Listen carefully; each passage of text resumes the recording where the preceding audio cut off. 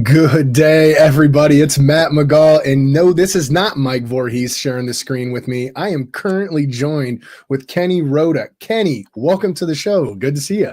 Hey, great to be here. High school football playoff action, week number 2, week 12 overall. I'm excited. It's our passion at WHBC. This is our 80th year of covering high school football in Stark County. So I'm glad to talk high school football anytime, anywhere with anybody, and happy to be on here with you. Perfect. Well, then it's a good feeling because Mike loves to talk Stark County. So let's just not even skip around. We got the scores that are going to be run across the banner at the bottom, but let's talk about who's hot. What games are you interested from last week? What shocked you last week, and what leads you into this week down there in Stark County? Well, we'll start D1, Region 1, right? It was McKinley and Jackson for us that were in the D1 Region 1 playoffs. McKinley crushed Normandy. We expected that, right? Yep. And Jackson took care of Brunswick in convincing fashion as well. Yep. So we were hoping for that because in week 9, Jackson went to McKinley and snapped a 17-game losing streak against the Bulldogs, beating them on their home field at Tom Benson Hall of Fame Stadium 20-7. So we were hoping for the rematch. And we got the rematch. Yes, it's our featured game of the week on WHBC tonight. Okay. So we're looking forward to seeing whether or not that was a fluke or Jackson, this could be their year. I was doing some research for our show today because I do a 90-minute pregame show before we do our actual game of the week. And Jackson has won 4 playoff games ever. Okay, that's it. So their win this past week over Brunswick was only their 4th playoff win ever, and they've never gotten out of the second round. Are we getting 5? Are we? I think you're talking yourself into 5 here. I'm leaning that way. Don't paint it into a corner. I can't make a prediction since I'm doing the game, but I'll give you both sides of it, right? Here we go. Jay Rohr is the only player in Jackson High School football history to have his number retired at Jackson. He's their head coach. Phenomenal stud. Coach. Absolute stud in high school. And a hell of in the backfield. Yeah, he just was. And he's all about physicality. And after starting 0-2, his team bought into discipline and physicality. That's what he's been preaching all season long. And they went to McKinley and kicked McKinley's butt all over the field. The opening kickoff, McKinley got the ball. I think it was 3 and out. Jackson went down and scored. They led 7-0, and they led the entire game. And because of that win, and then following it up with a win over their rival Hoover the following week, they shared the Federal League Championship this year with McKinley. So there's another tie, right? Yeah. This will determine who the true Federal League champion is this week. I mean, there's no ifs, ands, or buts about that. Yeah. So has McKinley learned a lot from that game? You think? Here's the thing: they went out the next week and lost to Massillon, so they closed the season with consecutive regular season losses, right? But they played Massillon as well as they've played Massillon in the last 5 years. Okay. They go to Massillon and lose 16-7. And at one point it was 13-7. Massillon was shut out in the second half by McKinley's defense. So if you're a McKinley fan, you're hoping that, okay, the light bulb has finally gone on and it's staying on and it's shining brightly. And now that you have revenge on your mind with Jackson at Robert Fife Stadium, you're going to their field this time. That's what you have to hope for if you're Antonio Hall, who, by the way, was a hell of a player back in his day. A couple of state championships as a player, goes on to Kentucky to play there. So these are 2 coaches who were worshipped as players, are the head coaches, and you want your team to take on your personality, and they have. So this is why this is our game of the week, and we can't wait to do the rematch. You can't pick it, but I will. So I'll open my mouth all day about this. I think at the end of the day, it's McKinley because of exactly what you were discussing there, with the simple fact that it's playoffs. And there's a difference once you get there. And a lot of times, a lot of these high schools are looking at those 10 weeks with maybe 2 or 3 games really circled, and really they're playing for that playoffs. And I feel like it's really started the playoffs this week. 16's allowed in, and we're getting a great matchup. McKinley, definitely is going to be looking for that revenge. It's tough to beat somebody twice, but if there was a team right now that has beaten McKinley, could beat him twice, I think it could be a Jackson in that sense because of exactly what you said. The things that Coach Rohr has instilled on into that team and they've bought into, he's taken off. When he's joined the show, he's one of those guys that I'm like, let's run through a brick wall for this guy because he starts chatting. It's like, oh, I'm back in like high school, adrenaline rush, you know. He's so anticipated. I've seen him watch a game as a spectator, and it's tough for him to sit still. He's exciting even as a parent on the side because he's got a few kids coming up through the program there. So, but if I had to pick, and I'll pick McKinley. So, what's another one?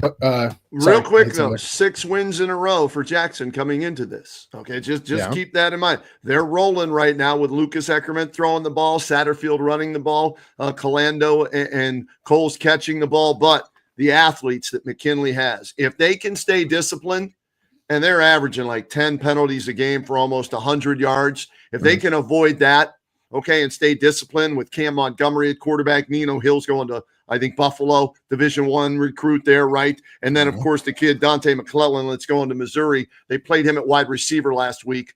He scored 2 touchdowns. So they're going to empty the tank today to try and get to round 3. All hands. And the winner will get Mentor probably in the next round. And Jackson opened the season up losing at Mentor. I think it was 36-13. So they've already played Mentor, which is a good. So we'll see. This is a great matchup. We're excited about it. Can we? Yeah, go on. We'll move on to the next Division II, man. How about Division II? This is our region. All right. In Stark County, this is the region where we feel in Stark County we're going to get somebody to at least the state semifinals. Okay. All right. Here's what we have out of Stark County in Division II. We'll start Region 5. Perfect. You've got favorite region. Green, right? How tough is this region, man? It's a gauntlet. It is. Green is at Nordonia. Lake is at Hoban. Massillon is hosting Canal Winchester, and Perry is at Big Walnut. So we've got 4 teams from our coverage area that are playing in Division 2, 2 in Division 2 Region 5, 2 in Division 2 Region 7. And so the best team by far, and they're the defending champs. They were the outright state champs at any level last year, the Massillon Tigers, right? Their schedule this year, we started covering Massillon this year. We did game 1, which was in Oregon in the Nike Kickoff Classic when they played NFL Europe. So how fun of an experience was that? It was unbelievable. Is it amazing? Because you've covered so many things throughout your years. Yeah. Where does that rank going to a high school game? And you're just like, sometimes it's like the high school games probably with that energy because it's so raw, it's generated by the fans. Whereas, you go to a Browns game and it's sometimes pumped through the speakers. But I'm saying, what was that atmosphere like out there during that time? It was cool from the moment we got on the plane because we were flying with Massillon people who took the trip, right, to Oregon. It was a party bus. ERS. They're going back on the plane, right? Oh, boy. So we get there, and we were only there for 3 days, not even a full 3 days. And it was work. The moment we landed, we rushed over to the Nike headquarters, right? Yep. And wanted to get a tour of their campus with Nate Moore and the Tigers. He let us come on the tour, so we got a tour of the whole campus. We got to go into the LeBron building, the Dan Fouts building, the Michael Jordan shoe display lobby. Goodness. Yeah, it was phenomenal. It was a unique experience, unlike any other. And what was really cool but strange was they played it on a soccer field, which is I think it's the Ronaldo soccer field that they have, and they had to roll in goalpost. Yes, the old I saw that. Yeah, I the old why. Goalpost. That's why, because it was a soccer field. Oh, and weird. there are no so unique. There are no stands. They put up these aluminum stands just for fans to sit and watch this game. Phil Knight needs to step his game up. Did you get a cushion at least? At least a cushion. No, nothing, man. It was the aluminum stuff. But that was, for the fans. For us, we had a nice setup for our,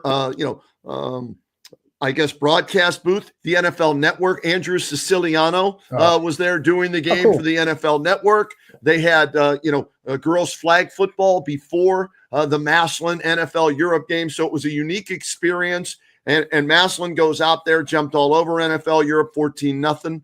And then NFL Europe comes back, ties it up 14-all. Yeah. Massillon with a huge stop right before halftime on 4th and 1. They go down and score before halftime, and then they cruise to a victory, and they go and are 9-2 now. But and they covering them then to all the way through and how much they've went and played these teams out of state. There's not a lot that's really, I mean, I know you've seen it. You know that the coverage is there on them. But Ohio's sitting there thinking, well, their record, they're sitting at 2, defending state champs. You throw that all out. It really makes me wonder, because with them sitting in that region 7, do you feel like with the difference of alignment that happened during the playoffs this year, and we're really seeing it start to take shape and form, do we think that has it gotten easier for Massillon to get automatically, maybe potentially, to the Final Four every year? They're going to get out of Region 7.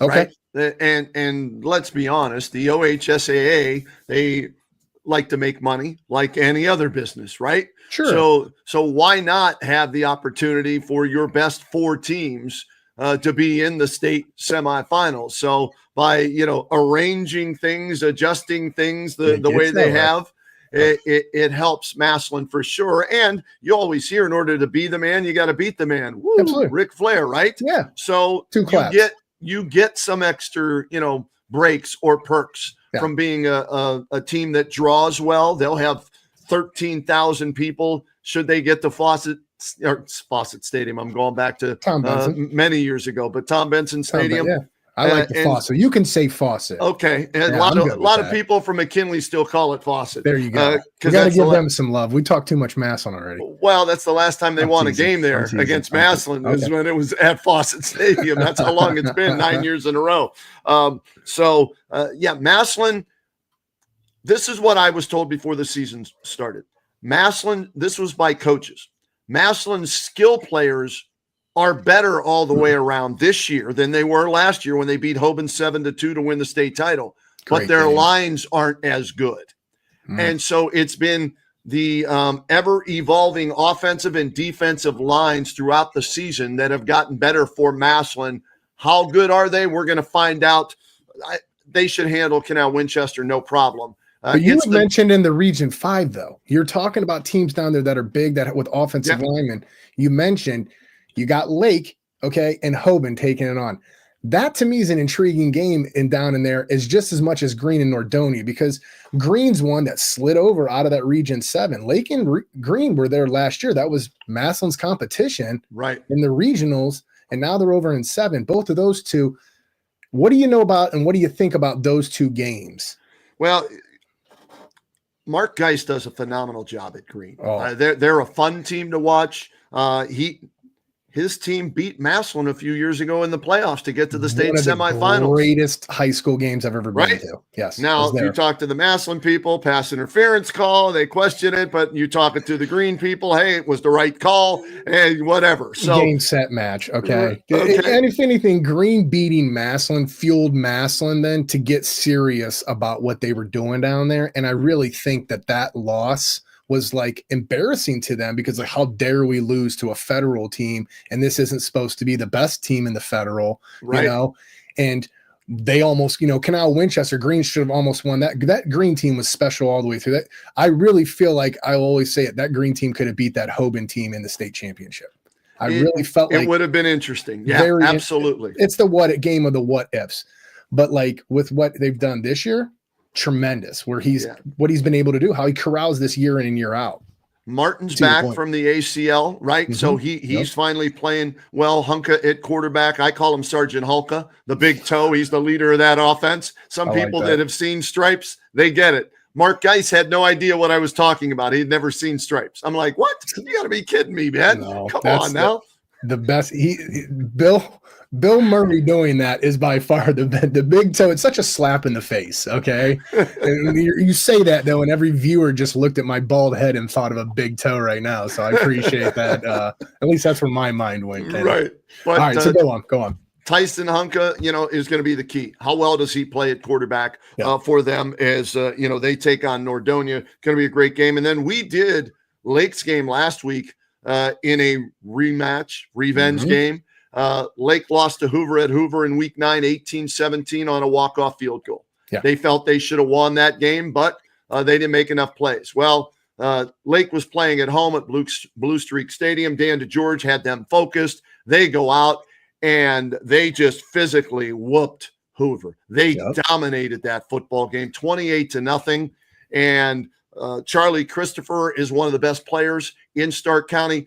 We have our banquet at the end of the year at WHBC where we announce the Stark County Player of the Year. Like I said, we've been doing it for 80 years. And Charlie Christopher, Lake, Jameer Gamble, from Massillon are two of the kids that are up for the Player of the Year award. And Charlie Christopher showed it last week in a playoff game, why he's going to OU. He's a Division I recruit. He had 113 yards rushing, 3 touchdowns. He dump trucked number 15 from Hoover. I won't give his name. I'll just say number 15. He's going to have nightmares. That's a nice way of doing that. That's political correct. I like that. And ran into the end zone for a touchdown, had 10 tackles, had an interception. He just controlled the football game. And typical late game, how Coach DeGeorge wants to play it. He's that way. He was physical. And how about this? Where's he going this week? Lake. Yeah. Dan played at Hoban. Dan's a Hoban guy. How many touchdowns do you think you called for him back in the day? Oh, Dan DeGeorge, man. This kid was a beast. And he's so intense. You talk about Jay Rohr being intense. Dan's the same way. Mm-hmm. They are. Yes. And so he's going to have his team ready. They played Massillon in recent years in the playoffs. Now their luck, they get Hoban in the next round. But as Charlie Christopher told me, hey, we're ready to play anybody, anywhere, anytime. We look forward to the challenge. And so we're doing that game on our stream game of the week at WHBC and our radio games, McKinley and Jackson. So 2 huge games for us. And we're hoping for Lake to pull the upset so they advance. We know we'll get at least one team advancing between Jackson and McKinley. Okay. Well, no, not pulling green because they're Summit. They're not allowed to be talked about because that border. No, we do green games. We've been to their stadium. They're in the Federal League, so they have kind of been grandfathered in as a Stark County team. Okay, I pay taxes out there. I just want to make sure that I'm getting the Kenny Rhoda treatment. I don't want to miss out on those opportunities. You talk about green there, right? No, but we will follow them if they advance. Okay. Depending on what other games. A lot of times it comes down to travel, right? Yeah. And how far do you want to go, and where your true Stark County teams are. But they're a Federal League team, so we've covered them in the past. We'll continue to cover them if they advance on. So Massillon, we expect to win and move on as well, and we'll have one of our guys out covering that game with call-ins. So I expect predict Region 5. Come on, chalk it if you can. Correct. Who do you think's meeting out there in the regional championship? Oh boy, for that Division 5 out of that. Now that's at the top seed at Walsh, where I will be at that game against Hudson. And you want to talk about one of those that there's like this bad blood, like that's separated by split by Route 8 by the Ocho. I mean, you go right underneath the bridge, and you're right in Hudson. Walsh, I think, takes that out, and then I think the Harding and Fitch is one that's interesting. But if you kind of look at who Harding's played across the board this year against Fitch, I would say Harding would come out of there. Ultimately, Walsh.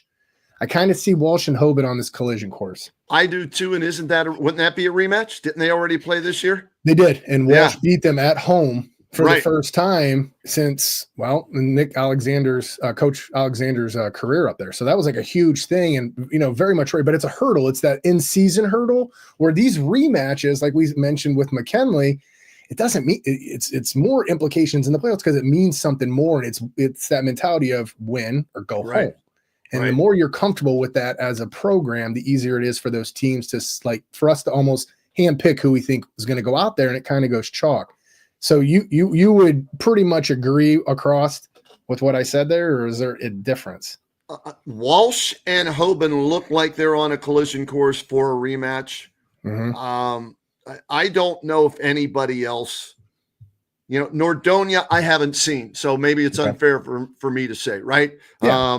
That they're a 3 seed for a reason, right? They're a pretty good football team. Fitch is 4, Harding's 5. So if I were a betting man in Vegas and I had to put money down on it, I'm going chalk. Let's go. There you go. I like it. I'm going chalk, Walsh and Hoban. And then I'm looking at Massillon coming out of Region 7, and I don't care who they play.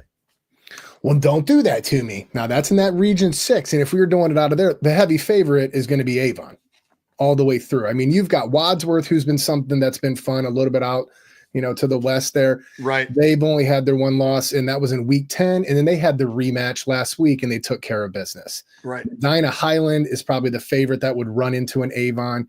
It's kind of like that's where that Division 2, it's so crazy how that's really like the dominant division in the state of Ohio. So like when you talk to anybody out of state, do you ever have to explain that to that other people? Like, well, it's not like 1, 2, 3, right.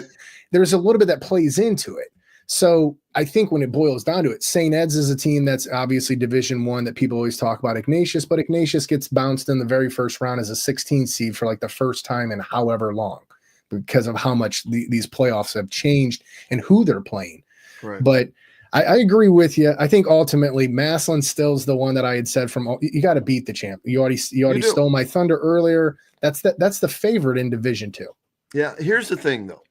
Avon, I've been hearing this since I'm trying to think how many years ago. Massillon beat Avon and Parma at Byers Field. Okay. And controlled that game.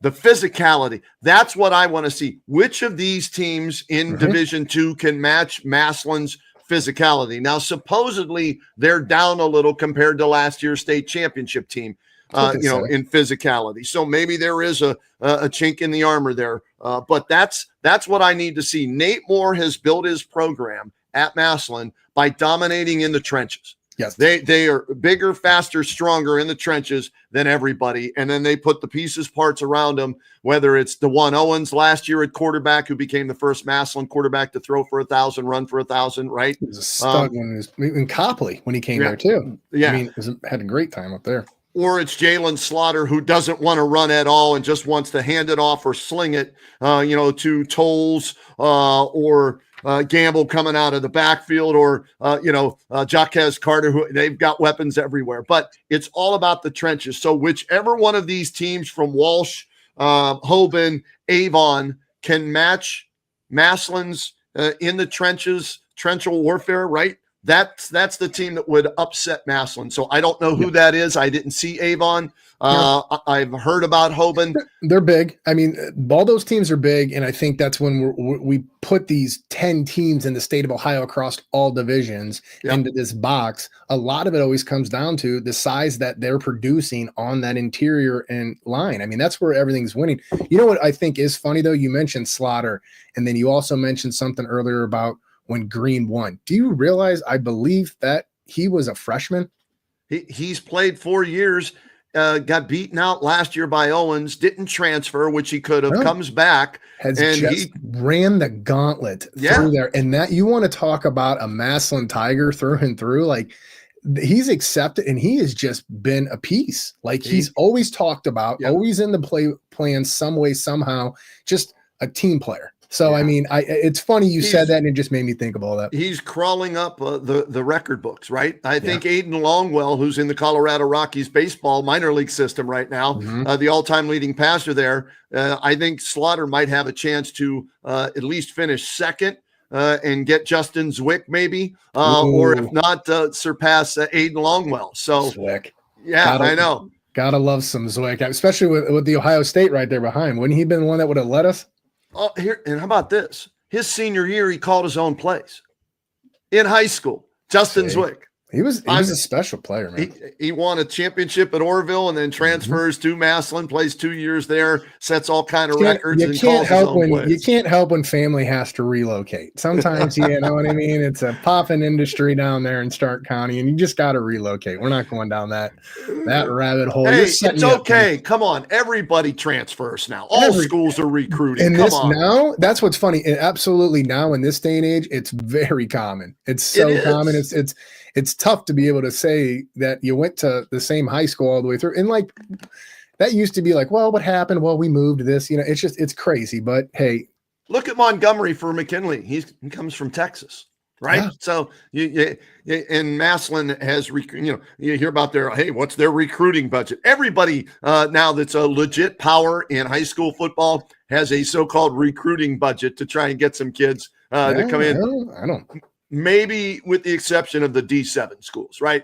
Those are just the homegrown kids. Those families reproduce, and those kids just keep coming through. Well, you mentioned that. You mentioned some of those lower divisions. Is there who else down there in those any of those other divisions that we sit below that that you like to talk about, that or other programs you've been following a lot this season?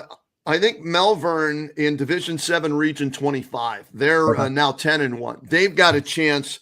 How far, I don't know. This week, we expect them to beat Lowellville, who's an 11 seed. Malvern was a 3. Okay. So we expect that, to be a victory for Malvern. So, that's a team we'll be keeping an eye on. West Branch, again, just on the outskirts of Division 3. They've got to take on Glenville, though. But Glenville's going to West Branch, right?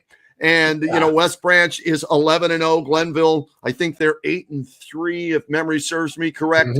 But they're the 2-time defending state champs, right? Remember, Ted Ginn Sr. couldn't win a state title. Now they've won back-to-back state This is a team that beat St. Ed's. Right. This is a team that played against Hoban. You know what I mean? Like, it's not like Glenville's 3 losses are against teams that are going to make runs at regional championships. Yeah. So for them to slide down into like that lower seed there, it's just like somewhere in there, the OH, we got to figure out how to justify that. You got to still set yourself up to, I don't know what I'm trying to say in that sense, but there's something along that lines where it just doesn't seem right where they're seated at, in my opinion. I understand totally where you're coming from, but I want to dancing around that topic.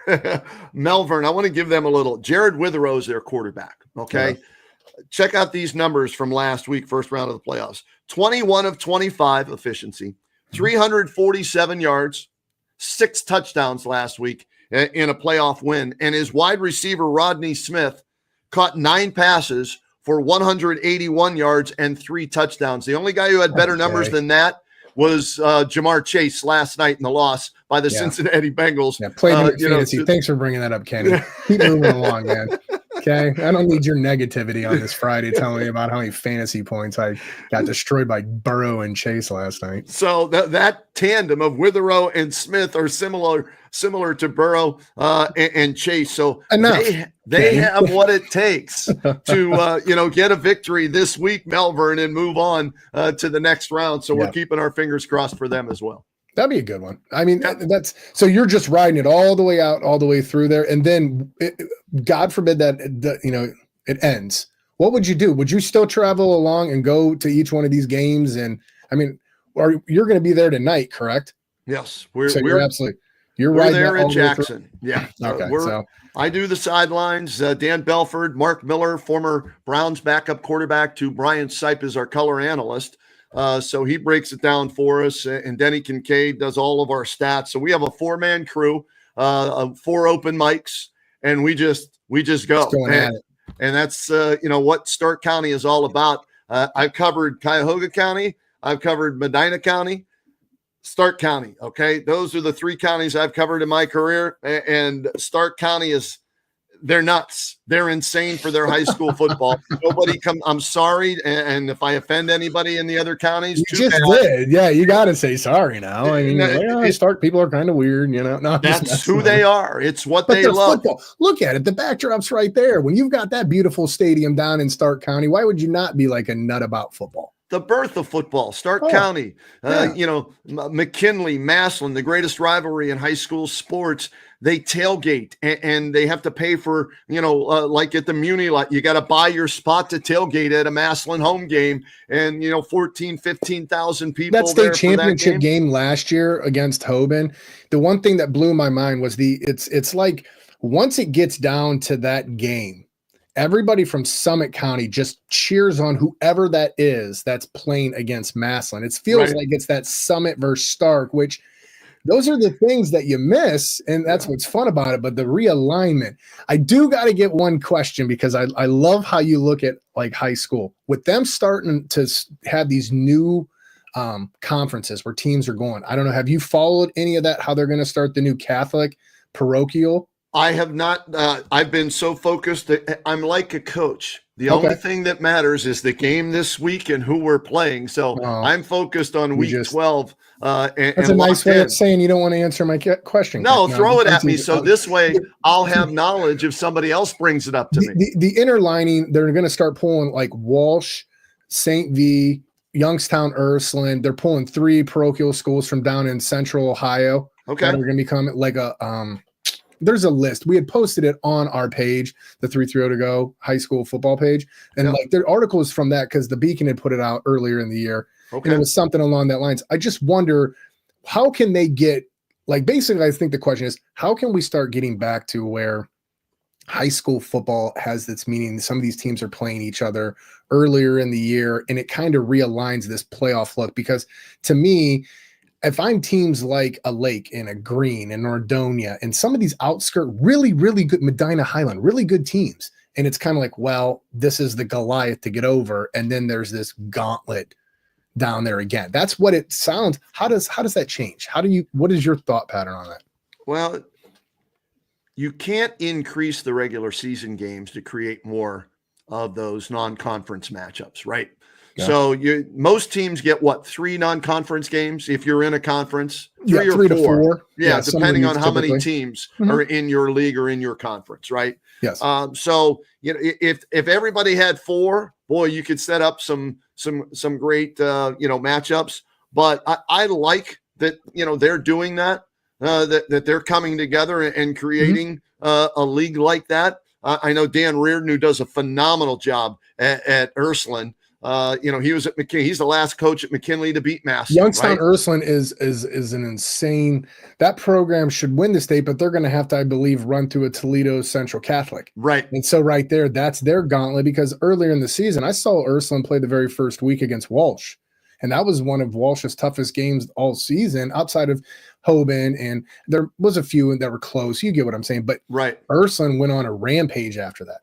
Yeah. So they're Division 4, but they're hanging with the Division 2 teams. So, and that's what I love to see. I love when the smaller schools play the bigger schools, because they know in the long run, when playoffs roll around in their division, it's going to benefit them, right? Sure. Jeff Lindesmith does a great job at Central Catholic. Won a state title in 2016 when he beat Coldwater, and played them 3 years in a row and finally beat them the 3rd time. They're Division 5, Division 6, depending on the year, whatever it is. Yeah. And they play D1, D2, D3, D. He doesn't care, right? Because he's an independent. He'll play everybody and anybody.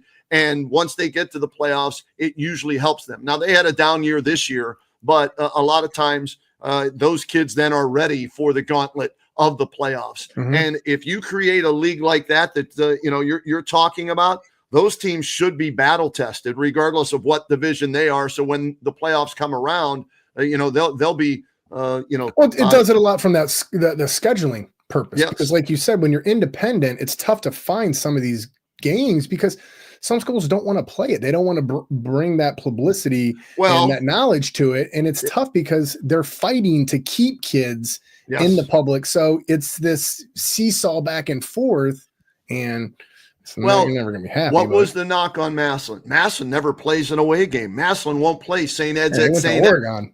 Right? Yeah. Well, let's see. They went to St. Ed's and beat him for the 3rd consecutive year, right? Tom Lombardo's a phenomenal coach. How many in a row have they won? They've won at least 2 in a row. Is it 3? Yes. They've won 3 in a row. I know it was last year for sure. So 2. I'll go on the 2. At least you want to 2, jump right? out at 3? I'll say 4. Okay. And for whatever reason, Massillon has their number. And that's why they were the undisputed state champs, because they beat the D1 champ and they were the D2 champ. And their motto is Massillon against the world. Like you said, Summit County and whoever's playing Massillon, everybody's rooting against them. Yeah. And they've just embraced that. Much like Bill Lambier and the Bad Boy Pistons embraced that. Coach Moore, I mean, I love the way he answers questions. He reminds me of just Coach Popovich. Just boom, right to it, right to the point. But it's to the point what you were just saying, his ability of what he's created down there and that type of stigma that he wants. That's good for his team to be able to function and win state. Like, it's what's going to get him over the hurdle. And that he's cracked the code. I mean, because it puts everything else, all that stuff you used to say about Massillon, they're paper champs. It's gone. and they're starting to make their run of Ohio. They're the premier team. When you think of Ohio, they will be the number one team.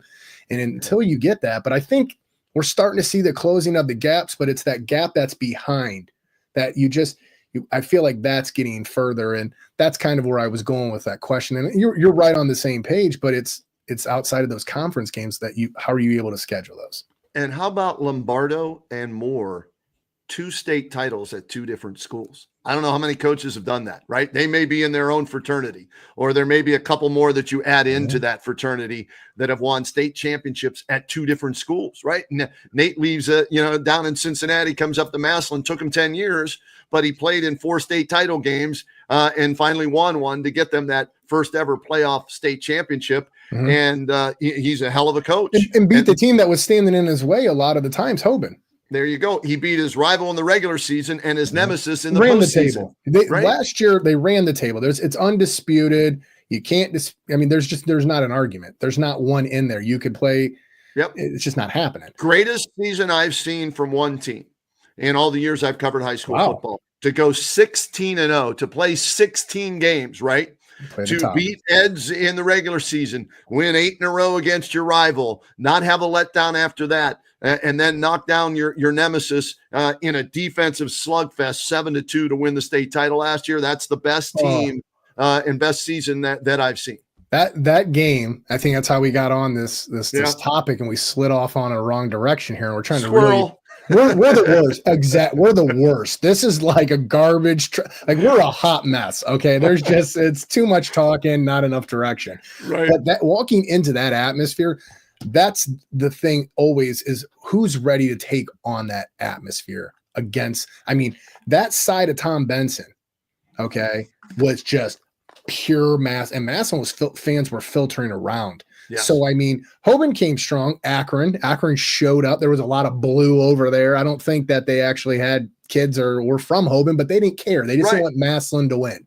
And Tim, atmosphere, I've never seen that stadium that packed. And Tim's right up there with Nate and Tom, right? How many what's he won? 4 or 5? I've lost track of how many he's won there at Hoban in Division 3, Division 2.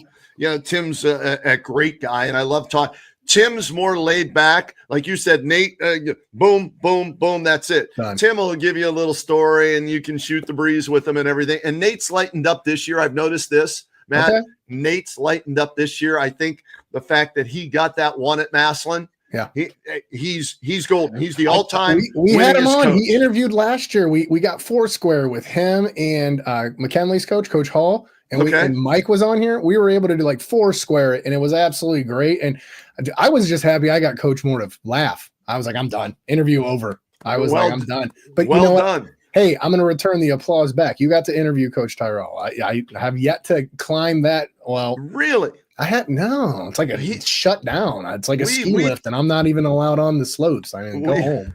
It's done. He's called in. We talked before a game, after a game, and everything. And stop! You're making me jealous. Now, he's a good dude, and he's a great football mind. Yeah, phenomenal football. But now, here's the one. And you tell me about Hoban this year because I haven't seen them. Okay, here's what somebody told me that played against them. Okay, everything is great. They still don't have a quarterback just like last year. I disagree. Okay, I'm just they do have a little bit of a quarterback. Actually, the quarterback that was there last year is still on the team, I believe, and he just is playing. But he was a defensive back that played quarterback because their kid transferred back to West Virginia or wherever that kid was. Yes, from right. And so then there was a kid that transferred in from Twinsburg. Okay, and then also a kid that transferred from Walsh to Hoban. Oh, okay. So he was the kid that Hayden, I believe is his name, is the kid that transferred back from Walsh over to Hoban. He and the kid from Twinsburg kind of split time this year. And in that Walsh game, they had more success moving the ball against Walsh when the Trent Hayden kid that transferred was in. Okay. I think that their ability to throw the ball really depends on how much they're running the ball. Okay. They really want to ground and pound Feaster left and right. And they're doing a lot of stuff. They're schematically pulling. They're doing a lot with him. Okay. And you catch him on a wheel. He's got good hands, but it becomes that part where are they one dimensional? And you fall into that point during the game where you're one dimensional. I'm not saying they certainly can pass the ball, but you understand as you start getting this playoffs even more and more, your competition, and it gets tighter and tighter. That means these kids on every team are just as skilled, and it starts dialing down there. When Hoban played Walsh came out in the first quarter and it was 0-0. That to Walsh was a way different because the year before I was at that game, Kenny, and I'm going to tell you right now, is the longest game of my life. And I could say that exact statement in the middle of the first quarter. Okay. Wow. It was like 52-0 at halftime. It was like 42-0 in the first quarter. Like everything went wrong and everything went right. And then it was just a foot down on top because those schools don't like each other. Hoban's not playing St. V, so they want to come out and play against a Walsh and make sure that everybody, hey, there's no question, we're the best around here. Same as what Massillon's doing down there. But during that game at 0-0, and Walsh was able to say, hey, wait a minute, we belong, right? Exactly. And then it became their game. And then I thought Walsh controlled the rest of the game. There was a couple of unfortunate penalties. There's holding on every play. You know what I mean? Like you can go after the ref, whatever. But again, that's the gauntlet for Walsh. But now moving forward, it's that they're going to meet up. We're really going to see because it's a difference of beating them twice. So I like Hoban definitely tonight against Lake, because I've said that, but I think it's all about how these teams are getting out there. Where a Hoban or a Walsh, they're going to have to play. These are really good teams that we've already talked about. Lake, Green, Nordonia. Those are solid. Then go over here to the east and bring the Youngstown two teams in. There's not a bad team. Any one of those teams could represent. They're 15, 18, 16, 17, 18-year-old kids. They could have a bad night. One bad night 100%. At this time of the year, we call it the FIPS. Coaches hate the FIPS. Fumbles, interceptions, penalties, right? The FIPS. Yeah. Okay. If you have the FIPS for one game, you're done. And that's, what it's good. Lake will have to play a perfect game. Yes. No fumbles, no interceptions, limit the penalties. Physical the whole night. And then Hoban will have to make mistakes where they throw the ball, pick interception, pick six, a kick return, a block. So Hoban's going to have to play one of their worst games of the year. Lake's going to have to play their absolute best game. I'm just being realistic. Sure. And can that happen? Absolutely. And Dan will have those kids as ready to play as any coach. Because emotion can play into that. Yeah. And emotion ties into that. And they'll know that he was a Hoban guy. So, they want to win it for their coach. And there's a lot of kids, too, that are playing at Hoban that would have went to Lake and played there. So you start getting that hometown feel. You know what I mean? That's like, hey, we're back in youth football. That's what starts kind of trickling through.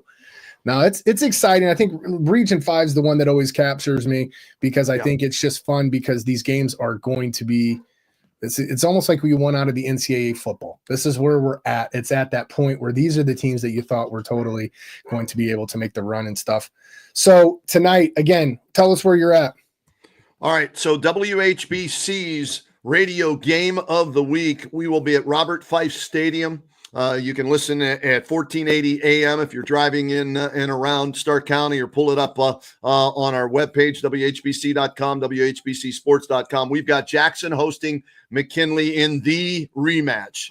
And the winner moves on to more than likely play Mentor in the next round. That's our radio game of the week. Our streaming game of the week, we will be doing Lake at Hoban. So our guys will get a good look. Billy Beebe and Derek Philo and Bob Jeffries will be calling that one. And so you can go to our webpage and you can pick which game you want to listen to. We'll have them both for you at WHBCsports.com. And then we'll see how our other teams do and who's left for next week. And then we'll pick and choose our games, for next week. Hopefully, we're hoping we'll have at least 4 Stark County or surrounding Stark County teams left going into next week. Hey, I'm all for it. I'm all for it. We'll see how it shakes out. We're definitely going to have to try to have you back on. I appreciate you stepping in today. Not a problem. It's a blast being able to talk and the knowledge that you bring to it and the excitement. And that's what it's all about, is being able to make these kids have a little more light of understanding. It's hard to go out there. It's that winter.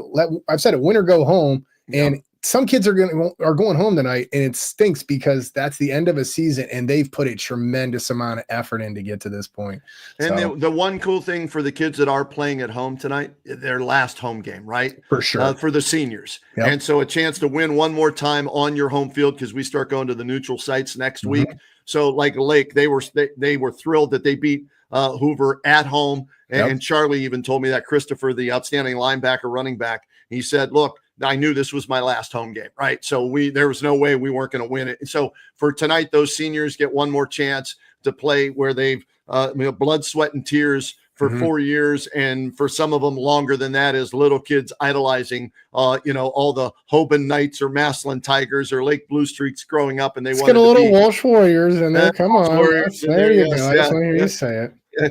I got to tease you. It's a great. Friday Night Lights, there's nothing like it. Don't get me wrong. I love covering the Cavs and the Buckeyes and the Guardians and not the Browns, but it's keep it real. I just am. High school football, high school basketball, still my favorite. I absolutely love it, and I get to do a lot of it at WHBC, so I'm thrilled with it. Well, you do it well, and we appreciate you stepping on and being a friend of the show, and we will definitely look forward to having you back on. Kenny, thanks a lot for today. So, Matt, thanks for having me, and give me a holler. Would love to. If Massillon gets to the state title and you need somebody to break them down for you, let me know. I'm here for you. All right. Don't tempt me with a bad time, okay? I don't know if I'll sign up for that. No, I'm just teasing. Absolutely. It sounds like a date. Let's go. Let's make it happen. All right, man. All right. Take care, guys. Everyone have a great day.